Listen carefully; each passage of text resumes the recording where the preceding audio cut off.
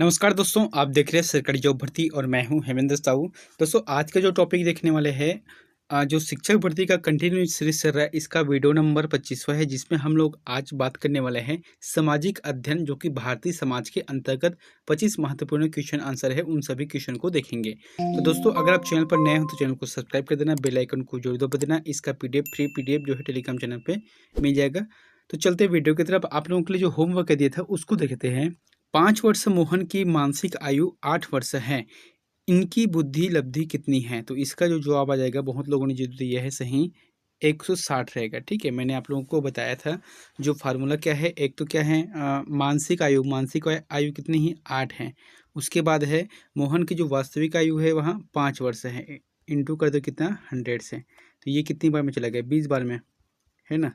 अब 20 गुणित 8 कर दो तो कितना आ जाएगा, 160 आ जाएगा। आज का पहला प्रश्न देखते हैं।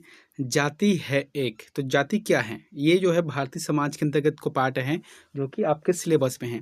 क्या बोला गया है, जाति क्या है? तो जाति क्या है, एक सामाजिक व्यवस्था है। ठीक है, समाज की एक व्यवस्था है कि जाति, ये जाति का अलग है, ये जाति का अलग है, ये जाति का अलग है। तो ये जो है अपनी समाज की एक व्यवस्था है, एक सुविधा के लिए बनाया गया है। अगला है, सामाजिक स्तरीकरण का प्रमुख आधार है। तो सामाजिक स्तरीकरण का जो प्रमुख आधार है वह कौन सा है? परिस्थिति। परिस्थिति इसका आंसर सही रहेगा। तीसरा प्रश्न है, सामाजिक मापदंड है। तो सामाजिक मापदंड क्या है? सही जवाब क्या रहेगा, समाज की संस्कृति से संबंधित होते हैं। जैसे कि हम समाज में हैं, ठीक है, तो समाज के जो मापदंड रहते हैं वह किस आधार पर रहते हैं? अपनी संस्कृति के आधार पर, है ना। अपनी संस्कृति से संबंधित होता है जो हमारा जो सामाजिक मापदंड है वहाँ। अगला है, सामाजिक मूल्य में वस्तुएं है जो, क्या बोला गया है कि सामाजिक मूल्य में वस्तुएं हैं जो क्या है, हमारे लिए अर्थपूर्ण है। क्योंकि देखो, समाज किसके लिए है? मनुष्यों के लिए है, और मनुष्य ही अपने समाज का निर्माण करते हैं। तो जब ये जो है अपने लिए ही अर्थपूर्ण ना हो, तो ऐसे सामाजिक मूल्यों को हम क्या कर सकते हैं? कुछ नहीं कर सकते। इसलिए कहा गया है कि सामाजिक मूल्यों का जो वस्तु है, यानी कि कह सकते हैं सामाजिक जो मूल्य है, इसमें कोई ना कोई अर्थपूर्ण बात रहता है जो कि यह हमारे लिए होता है। अगला है, सामाजिक मूल्य प्रधानता है। तो सामाजिक मूल्य जो है प्रधानता क्या है? सही जवाब आ जाएगा, एक सांस्कृतिक अवधारणा है। ठीक है, एक सांस्कृतिक अवधारणा है। सामाजिक मूल्य की प्रधानता सांस्कृतिक अवधारणा है।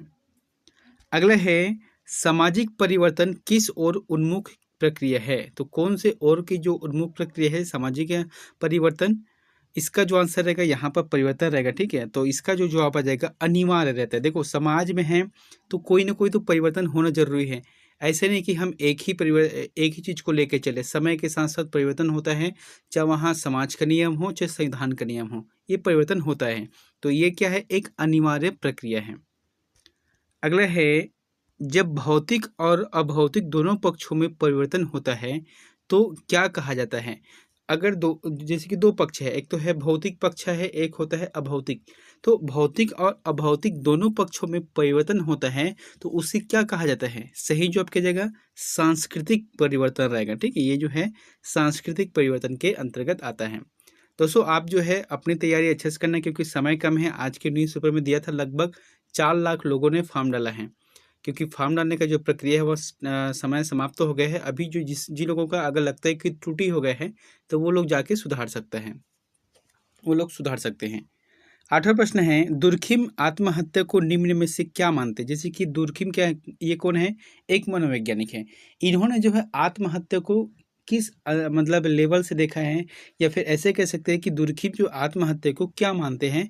सही जवाब आ जाएगा, एक सामाजिक घटना मानते हैं। देखो, दुर्खिम का कहना है कि कोई व्यक्ति आत्महत्या कर रहा है, जैसे कि कोई फांसी लगा लेते हैं या कोई दवाई पी के खत्म हो जाता है, तो ये जो है एक सामाजिक घटना है, और हम लोग क्या मानते हैं? सामाजिक अपराध मानते हैं। क्यों? क्योंकि जैसे कि कहा जाता है भाई, इतना अच्छा शरीर मिला है, उसको अपने हाथों से नष्ट नहीं करना चाहिए। लेकिन दुर्खिम ने क्या बोला, इसको एक सामाजिक घटना है माना है। अगला है, सत्ता की सत्ता की अवधारणा को निम्न में से किस विद्वान ने प्रस्तुत किया है?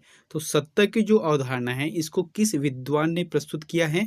सही जो आ जाएगा इसका, मैक्स वेबर ने इसको प्रस्तुत किया है। सत्ता की अवधारणा को। जैसे कि सत्ता की अवधारणा को इसने अपनी एक पुस्तक है, कौन सा पुस्तक है, ऐसे इज सोशियोलॉजी, मतलब समाजशास्त्र का निबंध है, इसके माध्यम से इन्होंने सत्ता की अवधारणा की बात कही है। अगला है, भारत में निम्न में से किस युग में महिलाओं की स्थिति उच्च थी? तो कौन सी युग में महिलाओं की स्थिति उच्च थी? सही जवाब आ जाएगा वैदिक युग। वैदिक युग में जो है महिलाओं की स्थिति को उच्च देखा गया है, क्योंकि शास्त्रों में या वेदों में भी प्रमाण मिलता है, महिलाओं की स्थिति के बारे में इनका प्रमाण मिलता है। अगला है, सर्वप्रथम सती प्रथा को दूर करने का प्रयास किया था? तो किसने सर्वप्रथम सती प्रथा को दूर करने का प्रयास किया था? आप लोगों को पता ही है सती प्रथा क्या होता है। तो इसका जो आंसर रहेगा राजा राम मोहन राय।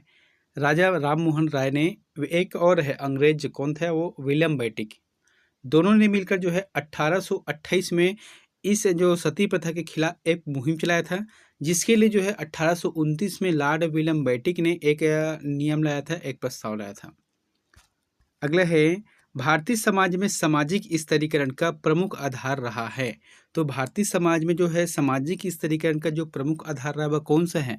सही जवाब आ जाएगा जाति व्यवस्था। जाति व्यवस्था के आधार पर जो है सामाजिक स्तरीकरण है, अभी भी समाज में ये सब चीज चलता है। अगला है, रक्त की शुद्धता को बनाए रखती है हमारी, जैसे कि हमारा रक्त है, ठीक है, अब इस रक्त की शुद्धता को बनाए रखती है तो कौन सा है? जाति व्यवस्था। जाति व्यवस्था बनाए रखती है। देखो, कहने के मतलब क्या होता है, एक तो होता है जाति होता है, एक क्या होता है, गोत्र होता है। हम लोग जैसे कि एक ही जाति में एक ही कास्ट में शादी करते हैं, लेकिन एक ही गोत्र के अंतर्गत नहीं करते। क्यों? एक ही गोत्र को हम लोग क्या मानते हैं, भाई बहन मानते हैं, ये हिंदू के हिसाब से है, ठीक है। अब इसमें होता क्या है कि जैसे कि एक ही परिवार में है, हो सकता है किसी परिवार में जेनेटिक बीमारी हो सकता है कुछ ऐसी बीमारी हो जो लगातार परंपरा के हिसाब से, जैसे कि पिताजी को हुए, उसके बेटे को हुए, फिर उसके बेटे को हो रहा है, तो ये क्या है, जो है जेनेटिक बीमारी है, ठीक है। तो ऐसे को दूर करने के लिए क्या करते हैं, जाति व्यवस्था के हिसाब से गोत्र में शादी नहीं करते, दूसरे गोत्र में शादी करो, ताकि दोनों गोत्र का अलग अलग जब रहते हैं तो रक्त की शुद्धता बनाए रहते हैं, ठीक है, मतलब यहाँ खराब नहीं होता। अगला है, निम्न में से उद विकास क्या है? तो उद विकास क्या है निम्न में से?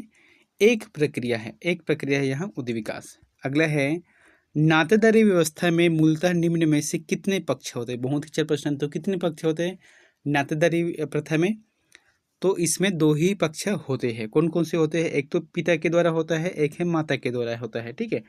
तो माता की तरफ से जो है ननिहाल पक्ष वाला हो गया, और पिता की तरफ से जो है जो अपने साथ वास्तविकता के साथ रहता है वही हो गया। अगले है, मातुल्य नातेदारी व्यवस्था निम्न में से किस परिवार में पाई जाती है? तो कौन से परिवार में पाई जाती है ये? सही जवाब आ जाएगा मातृसत्तात्मक परिवार, यानी कि जिस परिवार में माता मुख्य हो उसी परिवार को कहा जाता है मातृसत्तात्मक परिवार, ठीक है। तो इसमें जो है मातुल्य जो नातेदारी का व्यवहार है वहाँ इस परिवार में पाई जाती है। अगला है, संयुक्त परिवार की प्रमुख विशेषता निम्न में से कौन सी है? तो संयुक्त परिवार की जो विशेषता है कौन कौन सी? देखो, एक तो होता है संयुक्त आवास होता है, एक बड़ा सा घर रहता है, जैसे खासकर से गाँवों में देखने को मिलता है, एक बड़ा सा घर रहता है, ठीक है। उसके बाद जो है उसमें संयुक्त भोजन होता है, 20-25 लोगों का एक भोजन बनता है, पूरा भंडारा जैसे रहता है। उसके बाद है संयुक्त संपत्ति रहता है, जैसे कि बड़ा सा घर है जिसमें 4-5 परिवार लोग रहते हैं, उसमें जो खेतों का है, तो संपत्ति का क्या है, एक ही रहता है, संयुक्त रहता है। तो ये कह सकते हैं कि इनमें से सभी आंसर सही रहेगा। तो संयुक्त परिवार जो कि अब बहुत कम देखने को मिलता है। अगला है, परिवार संस्था का निम्न में से प्रमुख तत्व कौन सा है? तो परिवार संस्था का निम्न में से प्रमुख तत्व कौन सा है? भावनात्मक आधार होता है। देखो, एक तो क्या होता है, परिवार सामान्य निवास है, विवाह संबंध है, संयुक्त संपत्ति है, ये तो रहता ही है, लेकिन इसमें हम अगर प्रमुख तत्व की बात करें ना तो भावनात्मक ही रहता है। जैसे कि हम परिवार में भाई भाई हैं, लेकिन दोनों का भावनात्मक रूप से जुड़ाव नहीं है, दोनों का भावनात्मक रूप से अलग अलग रह रहे हैं, तो ऐसे को हम परिवार मानेंगे क्या? जरूर मानेंगे, लेकिन ये जो है सार्थक नहीं है और ये प्रमुख तत्वों में से नहीं है। इसलिए कह रहे हैं कि परिवार संस्था की एक प्रमुख तत्व कौन सी है?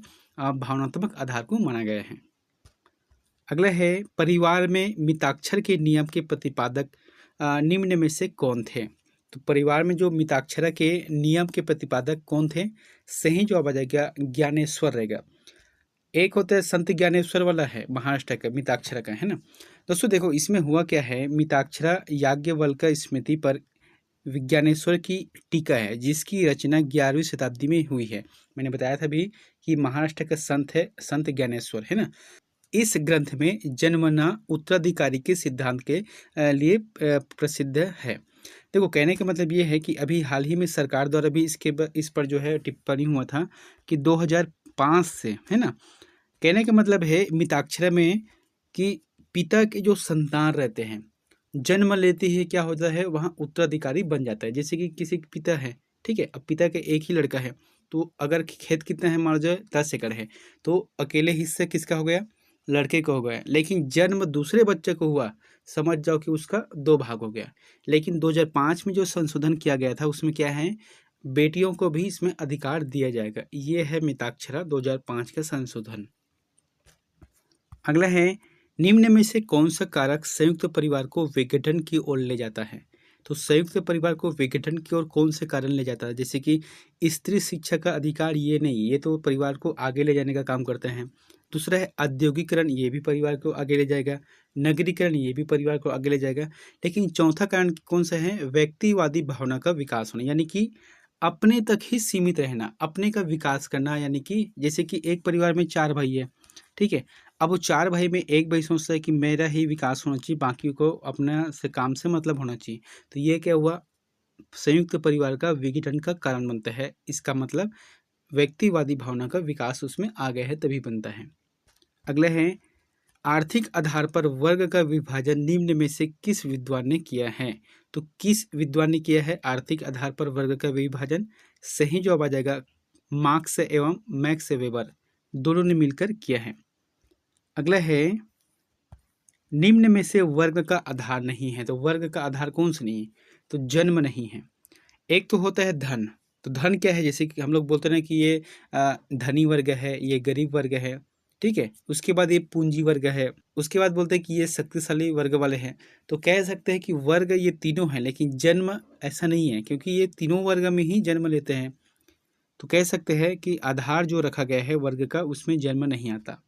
अगला है, सामाजिक स्तरीकरण का प्रमुख कारण है। तो सामाजिक स्तरीकरण का प्रमुख कारण कौन सा है, मानव की आधारभूत भिन्नताएं, मानव की आधारभूत भिन्नताएं जो कि सामाजिक स्तरीकरण का कारक है। अगला है, व्यवसाय के समाजशास्त्र के अंतर्गत हम अध्ययन करते हैं। तो जैसे कि समाजशास्त्र के अंतर्गत व्यवसाय का आता है, तो उसमें हम किस चीज़ का अध्ययन करते हैं, तो व्यापारिक क्रियाकलापों का, व्यापारिक क्रियाकलाप। जैसे कि हमारा समाज है, मानव समाज है, उसमें क्या होता है, एक वर्ग ऐसा रहता है जो कि व्यापार संघ का रहते हैं। क्यों, क्योंकि वो लोग व्यवसाय करते हैं, ठीक है। तो इस तरीके से कह सकते हैं कि व्यापार में जो समाज शास्त्र के अंतर्गत हम लोग जो है व्यापारिक क्रियाकलापों का अध्ययन करते हैं। अगले हैं, संस्था का प्रमुख विशेषता है। तो एक संस्था की प्रमुख विशेषता क्या हो सकती है, तो विधि विधानों की संरचना चौथा रहेगा। क्योंकि कोई भी संस्था रहते हैं अपनी तो एक जो है विधि विधान रखता ही है ना, अपने नियम कायदे कानून का निर्माण वो लोग खुद करते हैं। इसलिए हम कह सकते हैं कि संस्था की प्रमुख विशेषता में विधि विधानों की संरचना प्रमुख है। अगले हैं दोस्तों, यहाँ पर प्रश्न आप लोगों के लिए होमवर्क है, तो इसका आंसर में प्लीज़ कमेंट बॉक्स पर जाकर जरूर बताएं। प्रश्न क्या बोला गया है कि समाजशास्त्र विज्ञान है। तो समाजशास्त्र जो विज्ञान है वह किसके लिए है, मनुष्यों का है कि व्यक्तियों का है कि समाज का है या प्रथाओं का है। तो इन चारों में से जो भी ऑप्शन आपको सही लगता है तो प्लीज़ कमेंट बॉक्स पर जाकर जरूर कमेंट करें। और दोस्तों वीडियो अच्छा लगा तो वीडियो को लाइक कर देना, चैनल पर नए हो तो चैनल को सब्सक्राइब करके बेल आइकन को जरूर दबा देना। मिलते हैं नेक्स्ट वीडियो में एक नई जानकारी के साथ। Thank you.